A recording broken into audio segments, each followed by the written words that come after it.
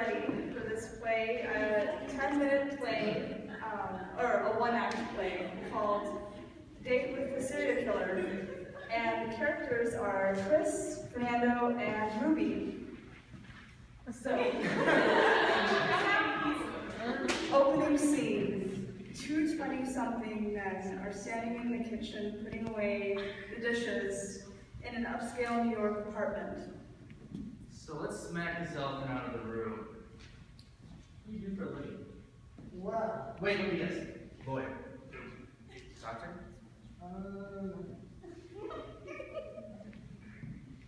Can I ask why you're so eager to guess? Look at your home. This view. This couch. These chandeliers.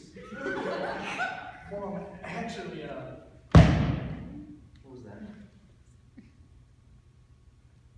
Oh, right. Fernando runs down the hall in the direction of the noise. Chris stands up from the couch and takes a few steps forward. He stumbles on a pair of binoculars on the floor. A few minutes go by, and Chris begins to tap his feet and play with his phone. Fernando walks out from the hallway carrying a cat. Oh. Is that a cat? looks like it. I went and saw him clawing his way through my closet, before the cactus got lost. Guess I just pictured you to be the dog guy. Surprise! You don't like cats, do you? Isn't that obvious? I think the glare on your face gave it away. Hate cats. Chris sits on the leather couch and runs his hands on it. Oh, you like my couch, huh? I'm in love with this couch. Everything is so shiny. And your hair is slicked back, your socks match. I'm impressed. This is honestly the best day I've been in such a long time. You go on dates often? Well, I'm afraid to say honestly. We're both grown adults. I think I can handle the truth. Well, I spend a lot of time online dating. I don't actually go on a lot of dates. Why is that? I've been told I'm a little That's Fernando's phone starts ringing. He looks down to see who is calling. Oh, I'm sorry, my sister's calling me. I'm going to excuse myself out in the hall. It shouldn't take too long. Well, that's fine. Fernando walks quickly out the door as he answers his phone. Chris finds himself alone in Fernando's apartment. He stands for a moment, then starts to walk around the apartment. He looks out at the view. He plays with the red curtains in the living room. He stumbles on the binoculars once again. He picks it up and stares at it for a moment. Fernando bursts back in. Hey, Chris, I have to go downstairs. My sister's stopping by to drop something up. You mind just waiting until I get back? Oh, that's fine. Where's the restroom? Oh, it's just the first door on the left. Fernando waves his hand to Chris and closes the door as he leaves. Chris carries the binoculars to a small wooden drawer. When he opens the door, his eyes squint and he picks up a wet latex glove. What the hell? He immediately drops the latex glove back into the drawer and closes it immediately. He rubs his hands on the nearest dry surface and scurries to the bathroom. When he makes his way to the bathroom, he makes his way to the sink to wash his hands. He stares in the mirror and fixes his hair and adjusts his collar. He steps back and slips on his wet. He notices that the floor is wet and there is a leak coming from one of the cabinets beneath the sink. He opens the cabinet to see a bottle of bleach spilled over. He immediately closes the bottle, but notices that a towel is stuck to the bottle. The towel is soaked in blood. He paces back and forth in the bathroom while dialing his phone. He waits a few seconds with the phone to his ear. Ruby, hey, don't say anything. I need to tell you what's happening. Do you remember the day I told you I was going? The rich guy? Well, in his apartment right now, it's gorgeous. I just had one major issue. I started searching his place, you know, just to get a feel for this guy, and I found a drawer full of latex gloves. He has a pair of binoculars, and he refuses those. So I'm in his bathroom right now, and I found this disgusting blood-soaked towel. It's just creepy, and weird, and disgusting, and I need to leave. Chris hears the door closing from down the hall. Fernando calls from down the hall. Chris! Chris stares at his phone and at the bathroom door. Okay, Goodbye. Chris slowly puts his phone back in his pocket and creeps to the door. He pokes his head out and to see Fernando waiting for him in the living room. As he walks closer to Fernando, he notices that Fernando is holding something behind his back. Fernando is standing still with a grin on his face. What you got there behind you?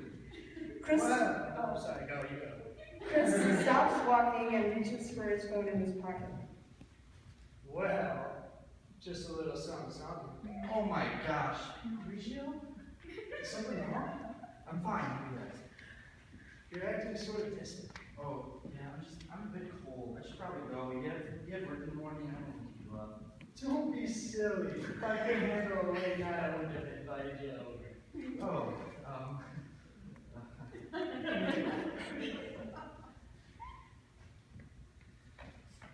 Have a seat, buddy.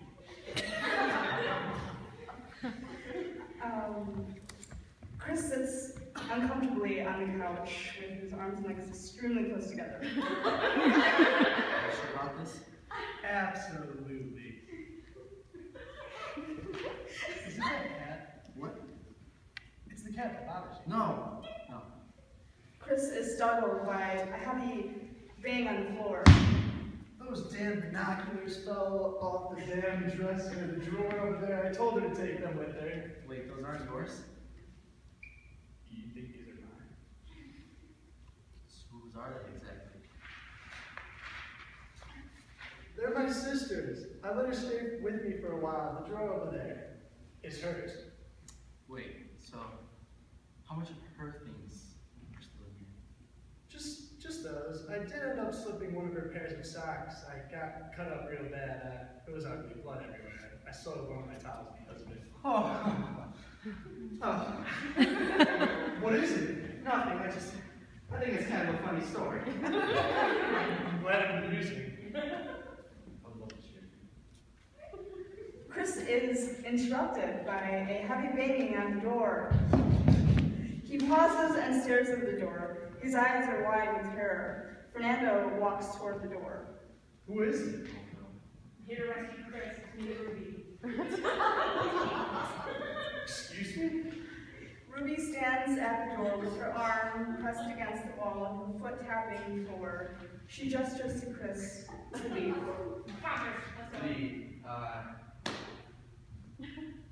Wait a minute. Let me get this straight. There's not a lot to straighten up. Chris isn't in you. End of story. Come on.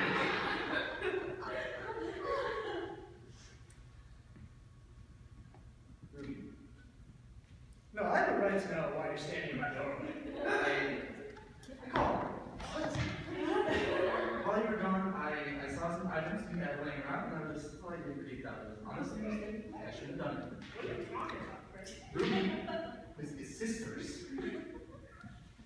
What was my sister's? Ruby, can you see this for a minute? I will explain everything, please. Ruby closes the door and leaves Chris and Fernando alone in his apartment. Fernando looks everywhere except at Chris. Nino, I'm sorry.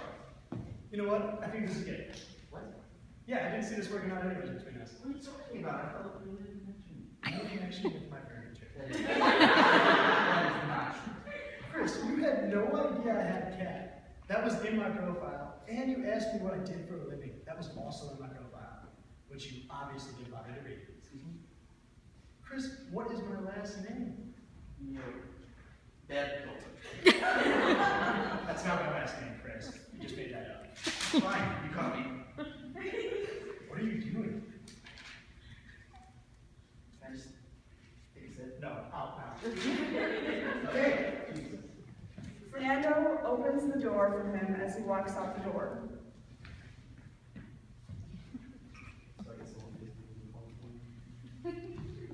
Fernando slams the door on Chris and Ruby as they stand in the hallway.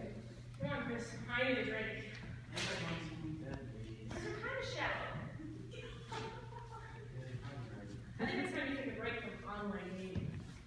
Chris pulls out his phone and starts scrolling through it. What? I'm doing my own thing. Chris, What? you hardly use OkCupid. Fine, I'll delete Tinder too. Ruby crosses her arms and stares at Chris. Fine, I'll delete my grinder.